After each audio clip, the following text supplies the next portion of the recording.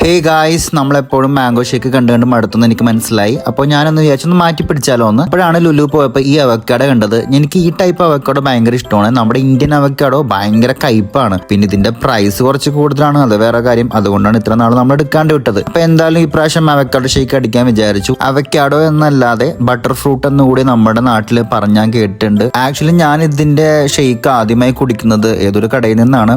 അന്ന് ഞാൻ avocado shake എന്നല്ല പറഞ്ഞുകൊണ്ടിരുന്ന വെച്ചാൽ ബട്ടർ ഷേക്ക് പറഞ്ഞിട്ടുണ്ടെന്ന് വെച്ചാൽ. അപ്പോൾ ഈ ഫ്രൂട്ട് ഇട്ടിട്ടാണ് നമുക്ക് ബട്ടർ ഷേക്ക് എന്നും പറഞ്ഞ് അടിച്ചു തന്നോണ്ടെന്ന് വെച്ചാൽ. ഭയങ്കര ക്രീമി ടെക്സ്ചർ ആണ്. അത് മാത്രമല്ല ഒരു പ്രത്യേക ടേസ്റ്റ് ആണ്. നമ്മുടെ ഇന്ത്യൻ അവക്കാഡോയ്ക്ക് കുറച്ച് കയ്പുള്ളത് കൊണ്ട് നമ്മൾ കുറേ പഞ്ചസാര ആഡ് ചെയ്യേണ്ടി വരും. പക്ഷേ ഞാൻ ഇന്ന് മേടിച്ച അവക്കാഡോ നമ്മുടെ ഇന്ത്യൻ ടൈപ്പ് അല്ല, ഫോറിൻ ടൈപ്പ് ആണ്. അപ്പോൾ അതിന് തീരെ കയ്പില്ല കേട്ടോ. ഈവൻ നമുക്ക് റോ ആയിട്ട് കൂടി നമുക്കിങ്ങനെ കോരി കഴിക്കാം. പ്രത്യേകിച്ച് അപ്പോൾ മധുരമൊന്നും ഉണ്ടാവില്ല, പക്ഷെ ഭയങ്കര തിക്കായിരിക്കും. എന്നാൽ നിങ്ങൾക്ക് ഇത് കാണാൻ കഴിയും. അടിപൊളി ടേസ്റ്റ് ആണ്. എന്തായാലും എല്ലാവരും ട്രൈ ചെയ്യണേ. ഒരുപാട് ഗുണങ്ങളുള്ള ഒരു ഫ്രൂട്ട് കൂടിയാണ് അവക്കാഡോ.